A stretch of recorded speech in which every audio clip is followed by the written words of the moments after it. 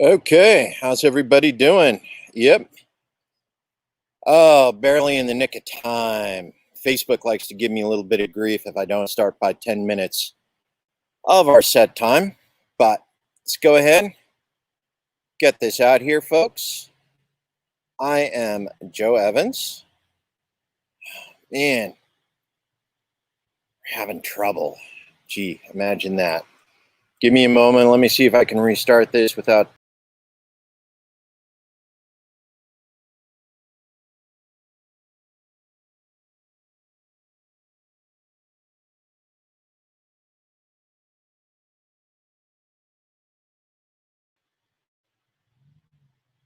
Perfect.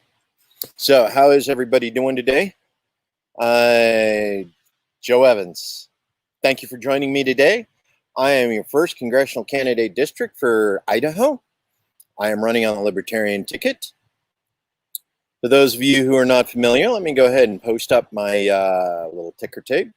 That is my donation site. This is how you donate to my campaign. Help me keep this show running. Help me keep you informed.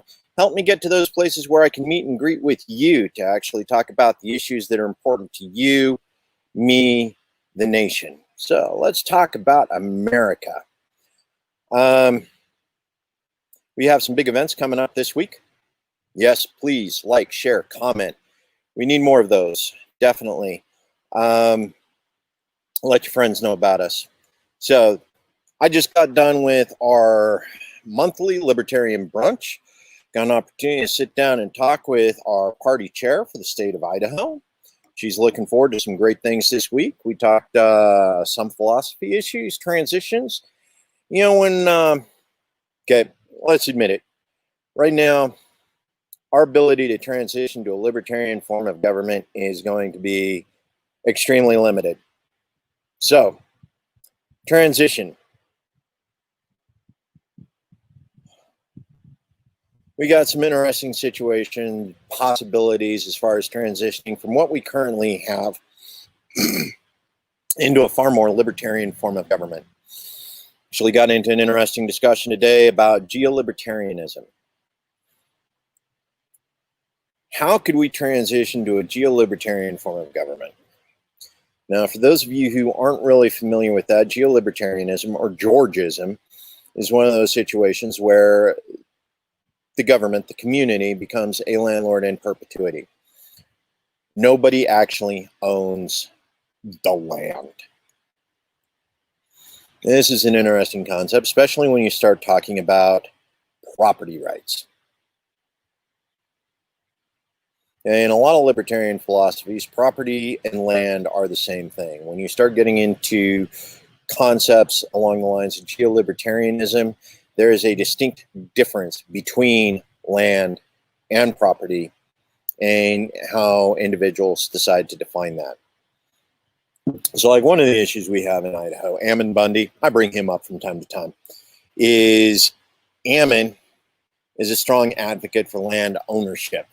That is a property right he believes in, despite the fact that him and his family have spent generations even with land managed, with working off of Bureau of Land Management land, which is the commons. That is government managed land for the people on behalf of the people, where the leasing for the land for common purposes is then turned around and reinvested back into the government of the people for the people. That money goes back into the community, supposedly. It doesn't actually work that way. Bureau of Land Management land, the leases for those lands currently go back into the federal general fund, and the money from that leased land goes to fight wars in foreign nations. Would you imagine if we were to take all of that money from that leased land, that leased BLM land, however we leased it, whyever we leased it, and converted that into a tax base for a negative income tax program,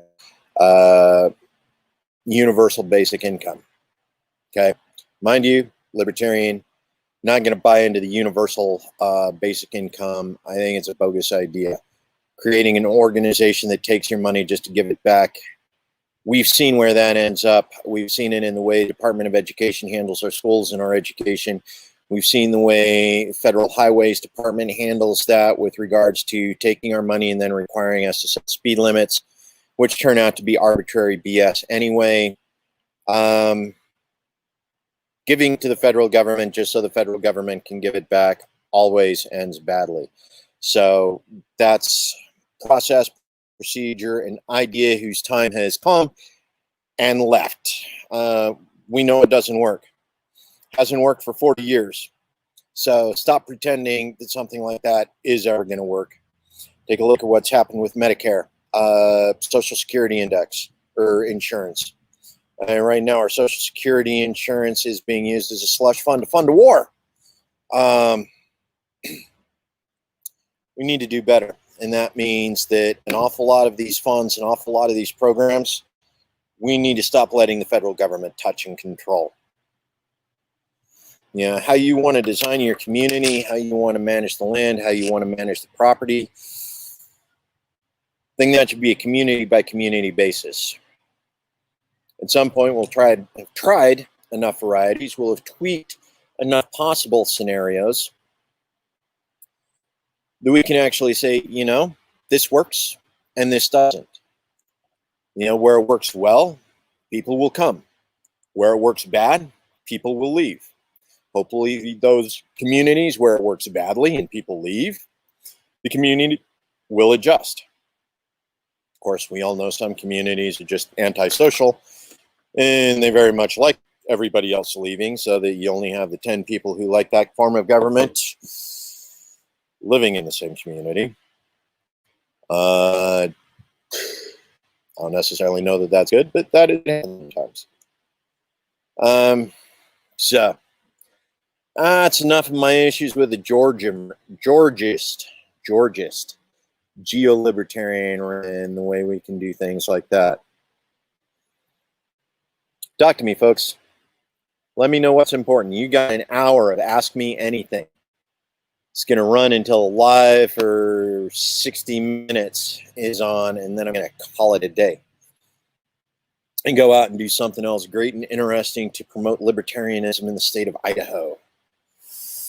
Yes, we actually have libertarians holding office in the state of Idaho.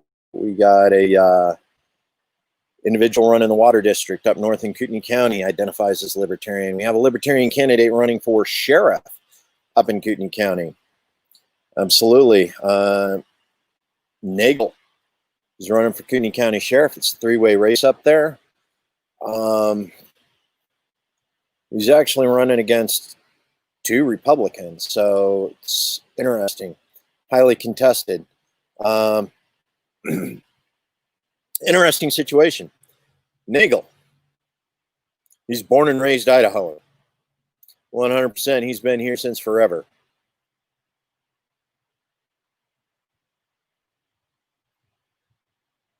That is a side I have not seen. I'll introduce you to that side here shortly. But Nagel is running against 2 candidates who are running as Republicans for the office of sheriff in Kootenai County. His 2 competitors, well, they're carpetbaggers, folks. They moved here to Idaho less than 3 years ago. They're LA County law enforcement.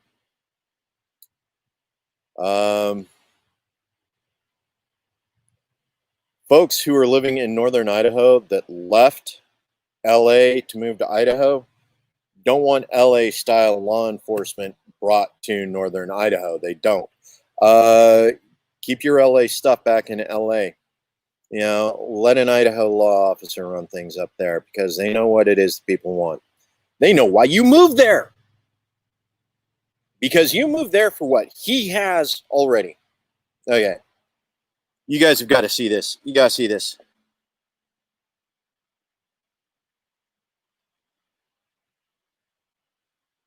Watch this, folks.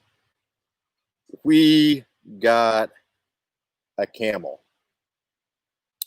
We got a camel in the park here. Okay, for those of you that are interested in where I'm at, I'm actually at Lakeview Park right now. And I'm watching the camel keeper. He went and picked up a shovel. Apparently there's camel crap somewhere in the park that he's got to clean up. But yeah, they got an event here at Lakeview Park in Nampa going on right now. I honestly wish I knew what the event was. Then I might have been able to attend with intent as opposed to just show up and go, wow, this is cool. But yeah, they got an event here at Lakeview Park in Nampa. Come on by, see it. It's one of the other fun things. You know, you go out, see and do things. As I was pulling up to the Libertarian Brunch earlier today, there was a ride for prostate cancer. Really sort of struck me as odd because all of a sudden I see, you know, 2-3 dozen bikers all outside of Dynamite Bar and Grill. I'm ready to go in for a little brunch, and like half of them have either dyed their hair or their beards purple. Purple for prostate cancer awareness. And now I'm out here at Lakeview Park in Nampa looking at camels. Gotta love Idaho, man. Never a dull moment. Always something going on somewhere. But yeah, so talk to me, folks. What are the things you're interested in? I got 5 of you watching me. Let me know what concerns you, because that's part of what this is about. This is my listening tour. You know, I want to be able to address your concerns, let you know what I think about those issues. Let's get back to an issue that we were dealing with yesterday for a little while. Fire starters and BLM. Okay, yeah, I'm talking Bureau of Land Management, not Black Lives Matter. So far, there have been nearly 20 identified fires along the I-5 corridor that are the result of arson. And somebody literally went out and started a forest fire to start a forest fire. 20. I don't necessarily know which of those 20 fires have been identified as arson started.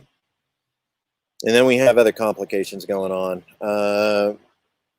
Individual talked to yesterday on Facebook. You know, I know people, some of you know people who have had to evacuate these fire zones, have had to leave, you know, quickly on short notice along fairly well-defined evacuation routes, simply because that was the only way out of the forest fire area. Now, in addition to the fact that we actually have arsonists running around starting fires, you know, we now have militia members that have taken it upon themselves to create traffic stops in order to search for arsonists or people that they think might be arsonists. Never mind the fact that there are an awful lot of supporters for Black Lives Matter in the I-5 corridor that have never attended a demonstration, never participated in a rally. They show their support quietly with maybe a bumper sticker, you know, or they have something else. And now we have random undeputized militias creating traffic stops like warlords in some Southwest Asian country in order to identify potential bad guys. Never mind the fact that these individuals have zero law enforcement training or investigative training in order to identify said bad guys if they were to actually encounter them. Meanwhile, they are slowing down traffic along the evacuation routes. Said it before, I'll say it again. Don't do that, guys. If you're one of those militias that are out slowing traffic along evacuation routes, I hope you're found and prosecuted to the fullest if anybody dies as a result of your actions. That is gross negligence and just bad. I understand why you're doing it. Still, don't do it. Ugh. So,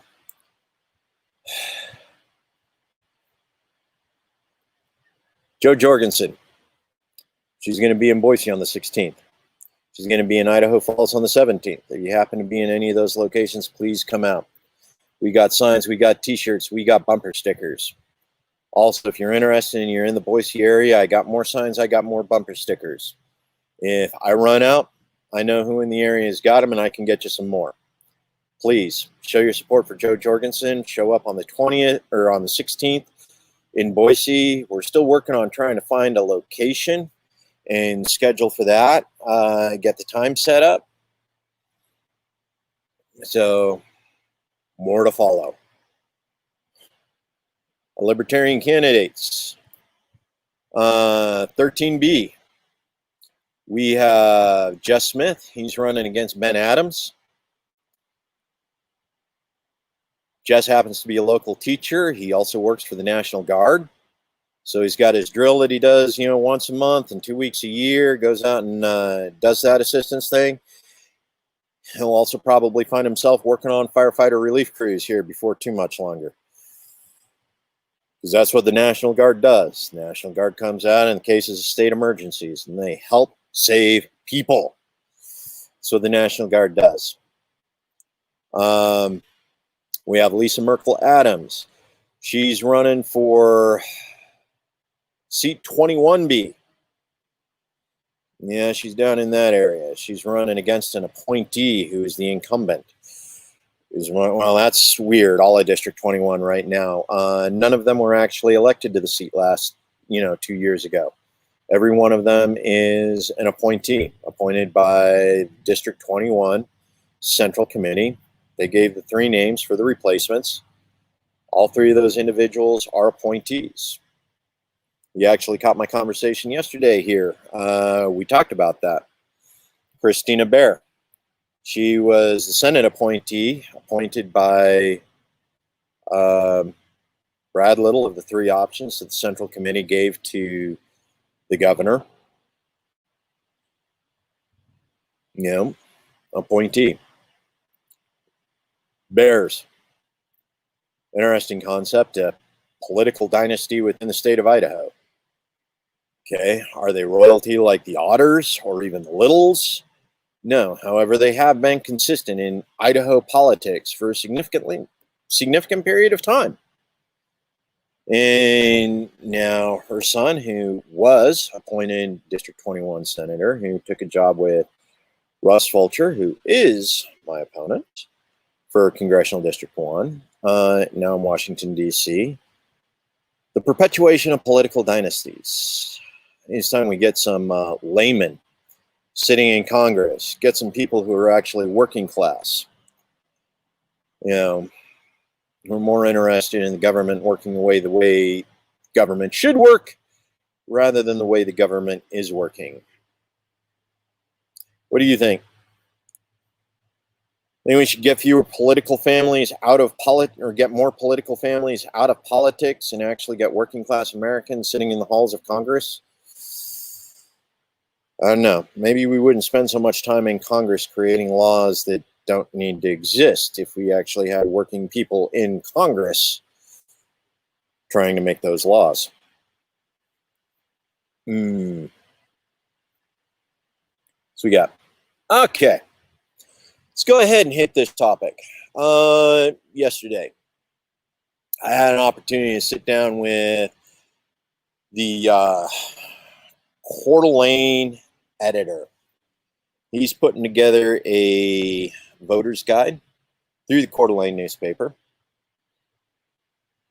And he did a little questionnaire, and he's in the process of getting that all spliced together so that he can ask the question. Then each and every one of the candidates in turn is going to provide their answer. Now, this was a fairly nice format, fairly easygoing. Idea was everybody gets 2 minutes to answer each and every one of the questions. So the questions that were answered, or the questions that were asked, is first,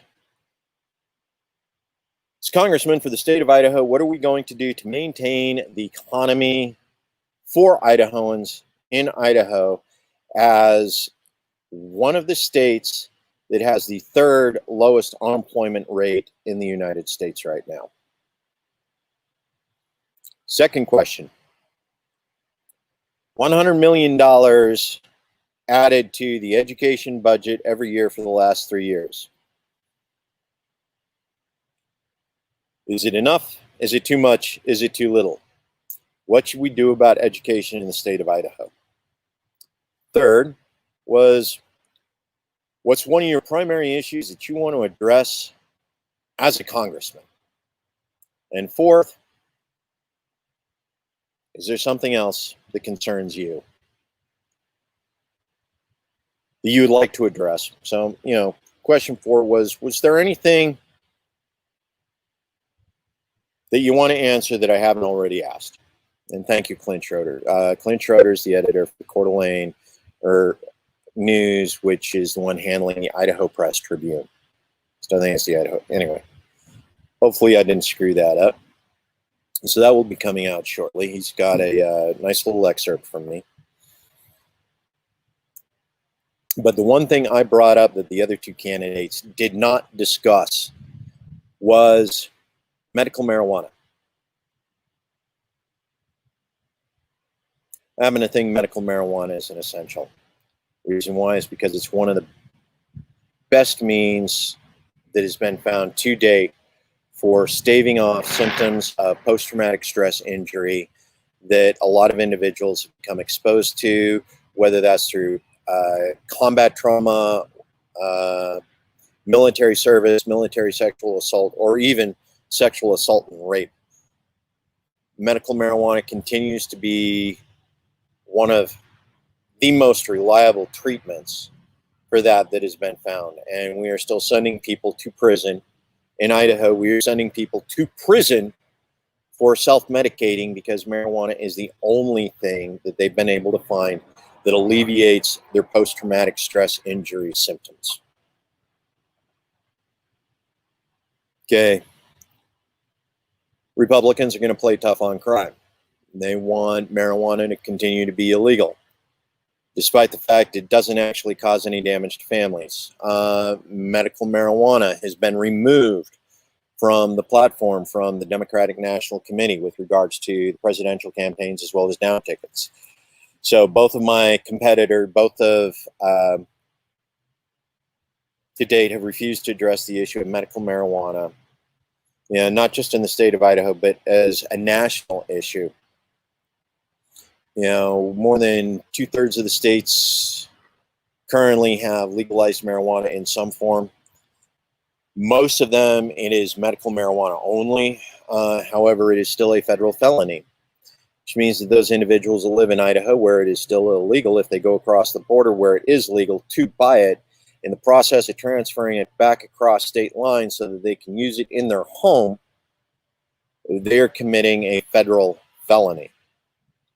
Interstate trafficking of a Class 1 drug.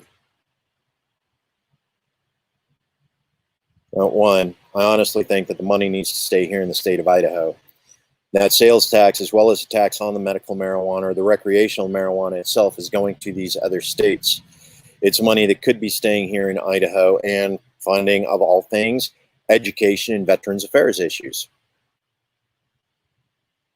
It sounds like a double win for me. Not only are you providing a medical treatment for veterans to recover from PTSI, the tax on that medical marijuana could in turn go into provide additional veteran service supports, either through community, through the state, or even through donations and expansions of our VA. Run donations to volunteer programs. I got a friend who's interested in doing a voc rehab. Well, I shouldn't say vocational rehab, because vocational rehab involves actually getting somebody trained up in a job. This is more like a vocational therapy.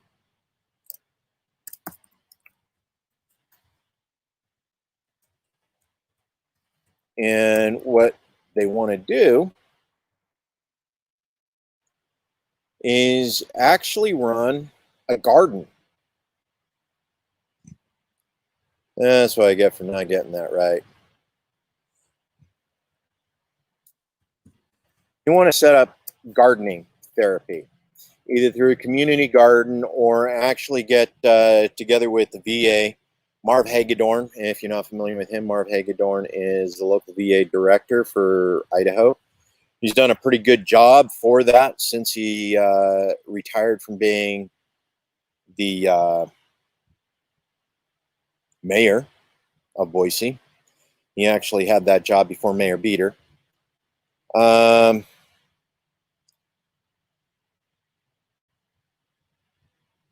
Okay.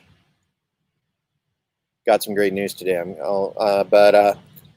So the idea is actually take some acreage that is up there on the military reservation or actually on the VA campus itself and set up a community garden so that individuals that are dealing with PTSI can actually find time to go out and be part of the garden and work in the garden, do that vocational healing, reconnect, through the simple act of growing things and ground themselves again in the reality,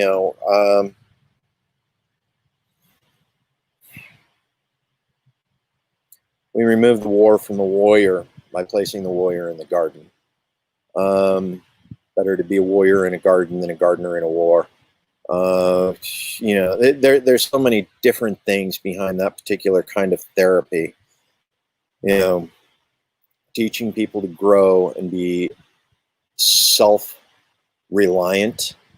again, I think is one of the greatest procedures for being able to recover from the anxiety that is usually a key symptom of post-traumatic stress injury. But yeah, absolutely. And of course, I've been doing my own garden, got my own little garden gnome thing going, my own little cottage core. That's what it is. It's a little bit difficult, you get into this theme, you get into this idea, you get into who you wanted to be when you got out of the service.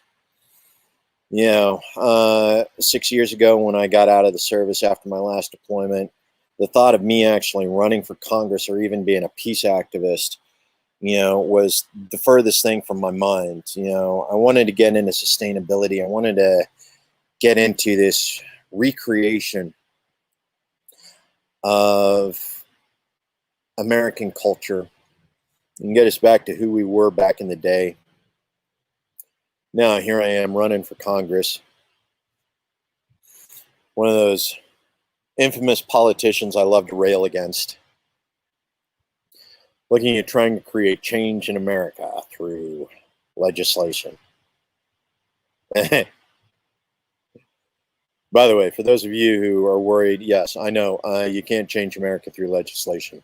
It doesn't work, never has worked. The only way to change America is through education, cultural awareness, and education.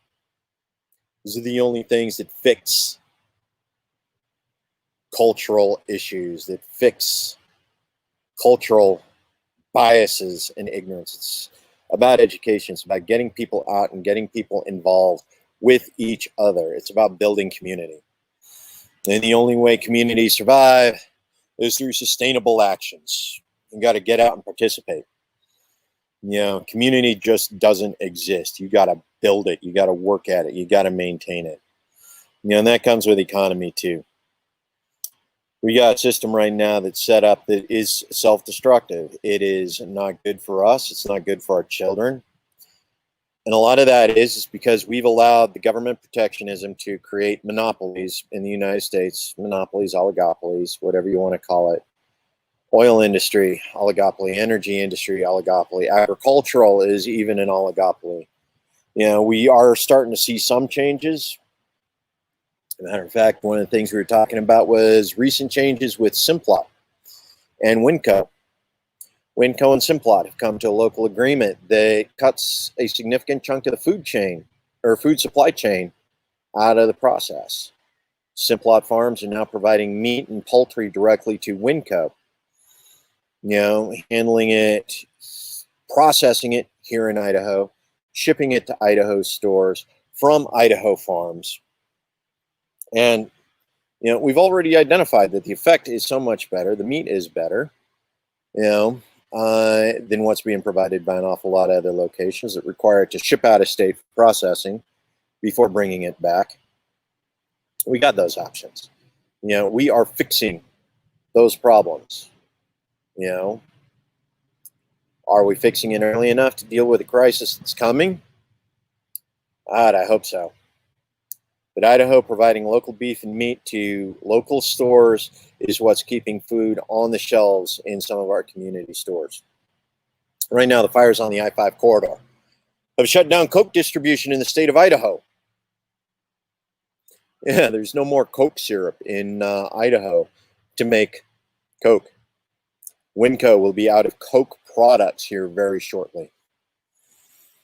Not only are we having the problem finding canning lids, now we can't find Coke in this Treasure Valley.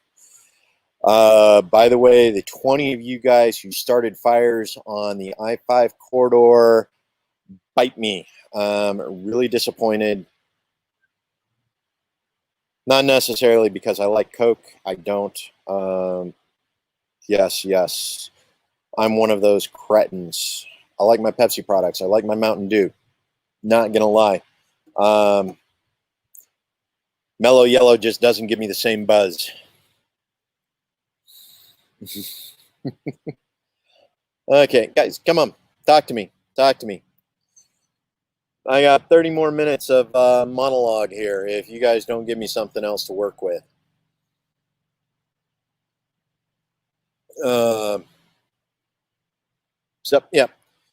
PTSI, legalized marijuana.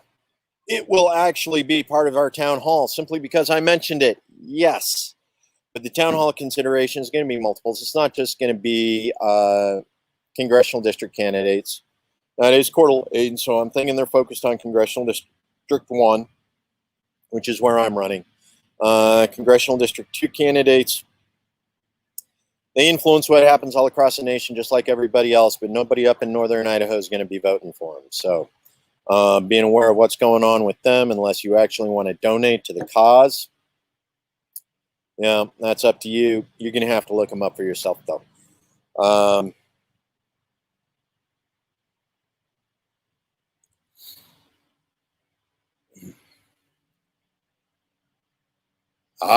Yes. Let's go ahead and cover that. Cuties on Netflix. Okay. 1, I'm a libertarian. I'm anti-censorship, free speech. As long as there is some sort of artistic or political merit to the presentation, it's a go. Does that mean I approve of it? No, I don't. I don't think you need to make a film about exploitation of children to be an activist to eliminate the exploitation of children. I recognize the importance of what the producer was trying to do, especially considering it was a docudrama based on her personal lifetime story. So in at least one sense, this was therapy for him, for her. This was therapy for her. And in some ways, it's therapy for an awful lot of other women who found themselves in situations like that were very much exploitive of their youth. We've seen complaints about things like cuties. Go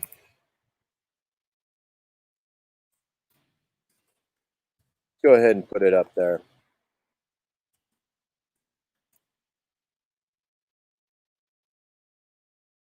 Okay, we've seen outrage over shows like Cuties, ever since they started coming out.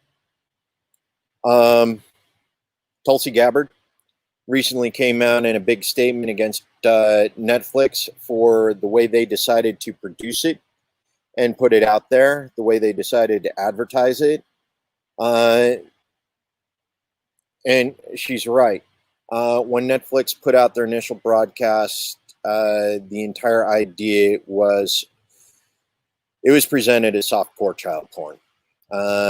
Really bad on Netflix, really bad on their particular decision, especially considering that wasn't the intent of the producer. The intent of the producer was to create a docudrama on her life about exploitation, bring awareness to it through that.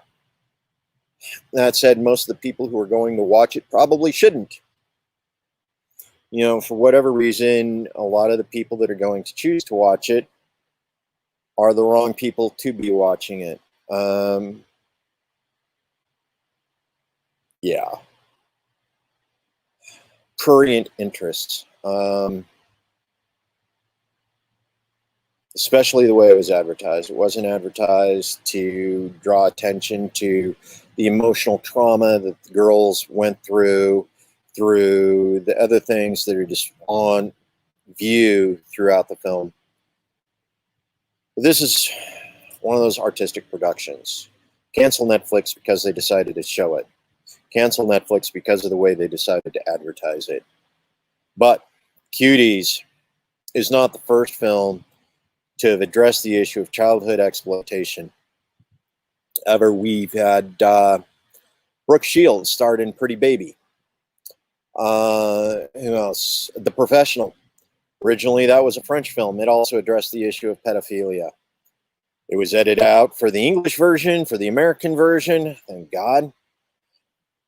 Because I'm not sure I would have been prepared to deal with that particular surprise if it had been left in the US version when I watched the movie. A lot of the trauma that was in that movie was bad enough as it was.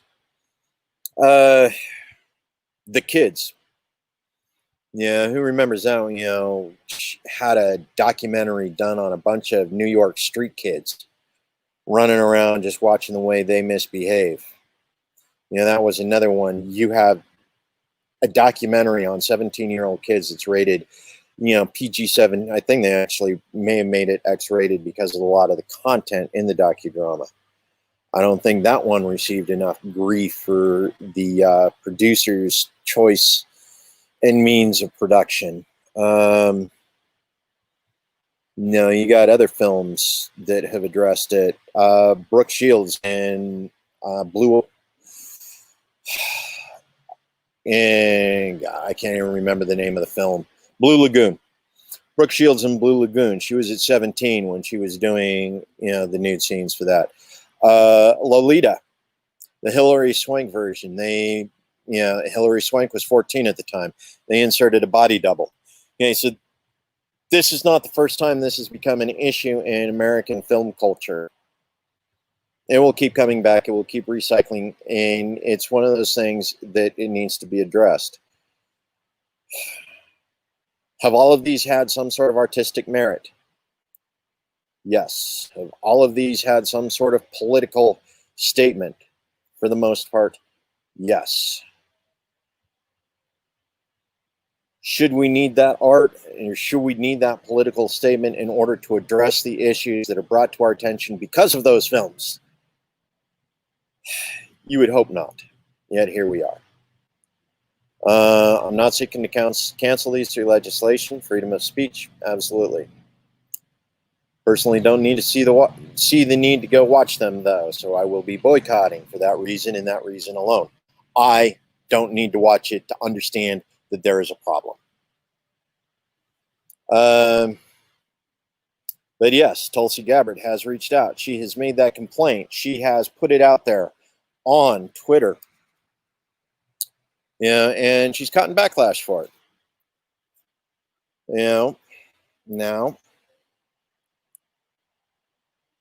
Tulsi Gabbard does have religious beliefs around this. She does believe it's Hinduism, and Hindu culture is in itself very conservative, especially with regards to sexual mores. She's got religious reasons for wanting to pursue a boycott of Netflix with regards to this particular issue. Especially considering the way that it's been put out in an attempt to normalize this as acceptable behavior for young girls. A lot of you are going to have to come to your own decision. Just know that I decidedly do not agree with the way Netflix decided to handle this. Yeah. Anyway, moving on. What else are big issues?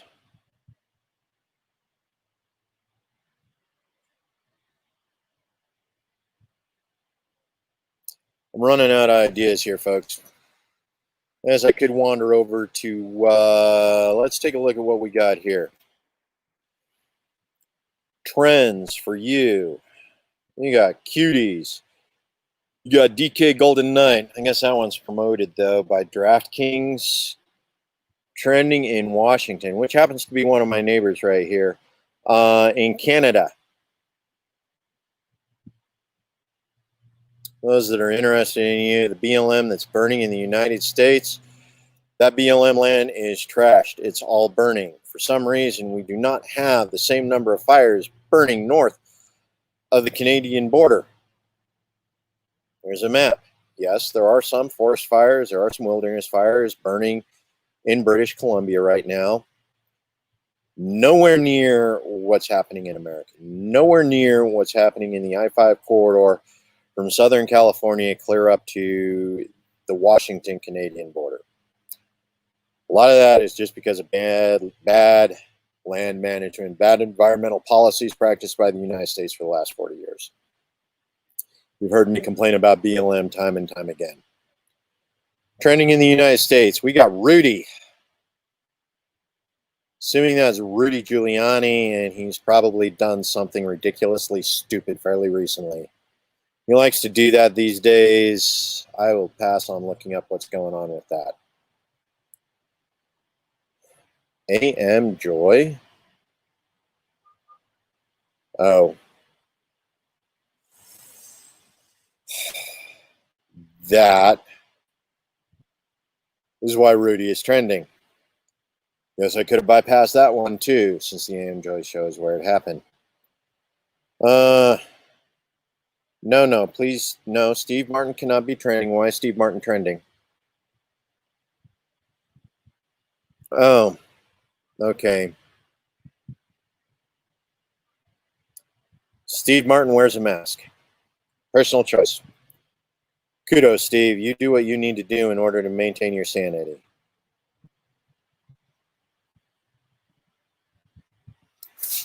Okay.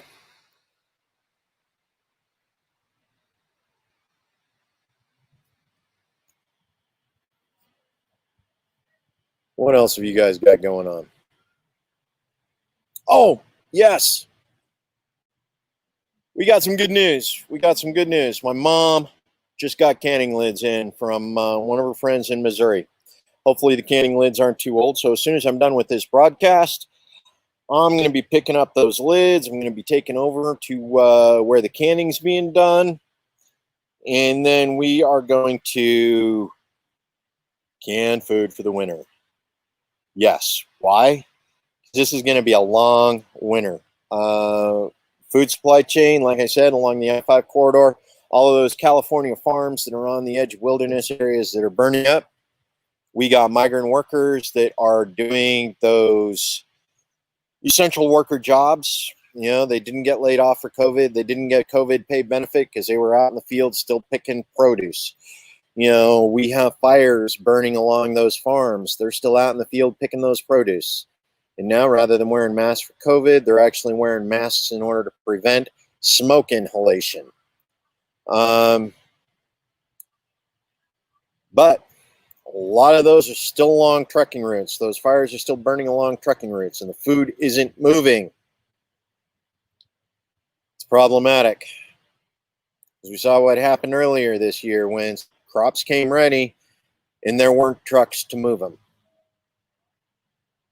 Yeah, problems, folks, problems. Our supply chain is fragile, very, very fragile.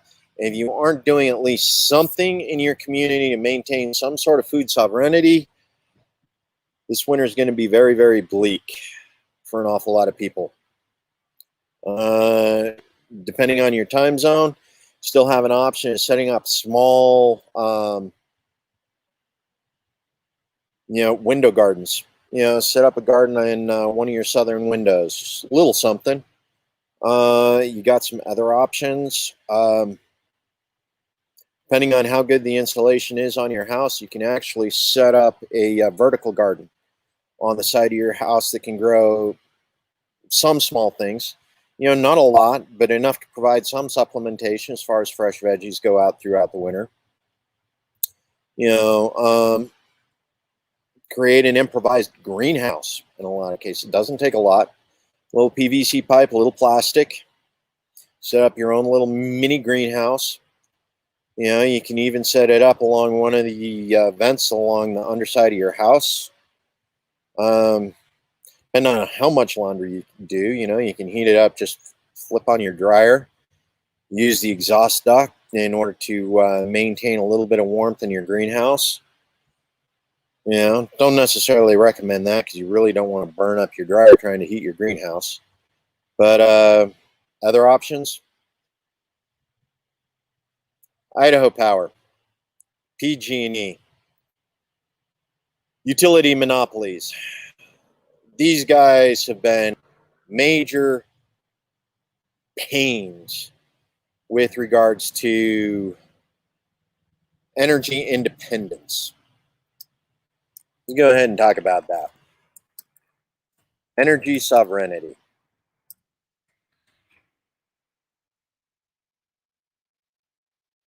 I'm hoping I actually spelled this right. Energy sovereignty. What we talk about is if you want to set up personal energy within your own home. Say we're talking, you want solar panels on your roof. You want to set up a micro wind turbine in order to help charge your batteries for your house, for all of the items in your house that run on a DC current, like, your laptop, maybe your TV. You got a couple other things that actually require conversion from AC into DC. You can actually get rid of that and just, run everything on a nice DC current in your own house. If it wasn't for building codes that required everything to start at AC, coming in from one of these utility companies and then converted into DC, which sucks when you set up solar panels and others, is because it's coming out of the solar panels, it's coming out of the wind turbines, it's coming out of, your little micro hydro turbines, as DC current. Then you have to convert it into AC so you can move it into your electrical system for your house, which is then just going to be reconverted back into DC. Yeah, anyway. PG&E, Idaho Power, both have been ridiculous with regards to the ability for individuals to go with energy sovereignty and produce their own power out of their own homes, whether, like I said, solar, wind, or hydro. It is easily possible using solar, wind, and hydro to produce more power on your property than you actually need to run your house.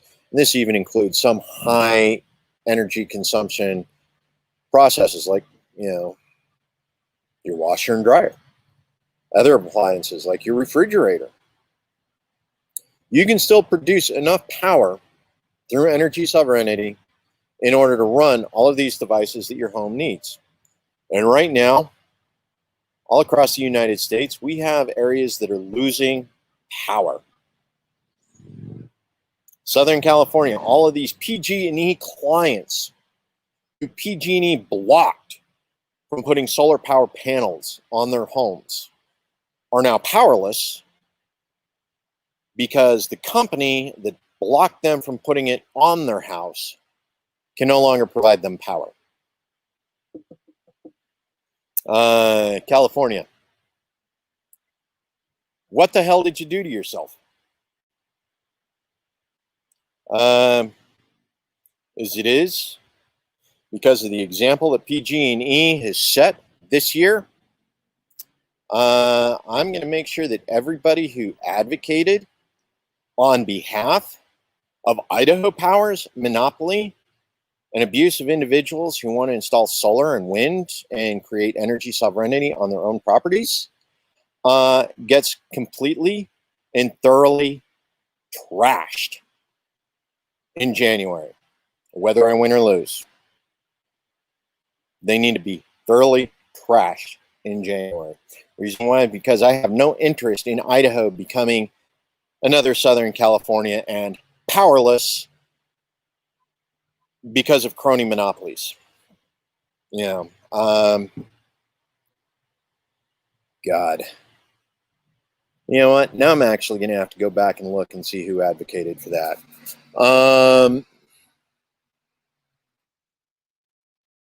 Because that is just too important to forget, considering how recent the example is. Right? We got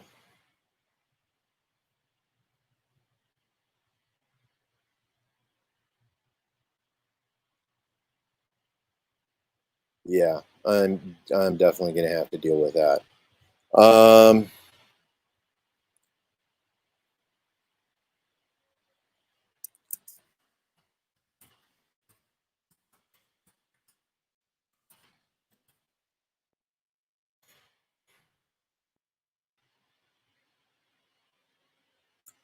Utility Commission considers Idaho Power solar proposal. Oh, God.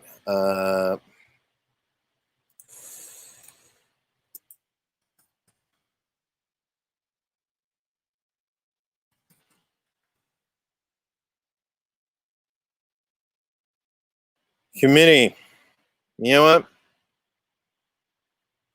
You can take a little bit more research than I got time for today. If anybody happens to be watching this, who knows? And I'm going to go ahead and put it up for tomorrow. Well, not tomorrow, because tomorrow's Sunday. I won't be doing a show on Sunday, but for my Monday show. For those of you who are interested, I'm actually going to go in and I'm going to look up and see which organizations, which lobbyists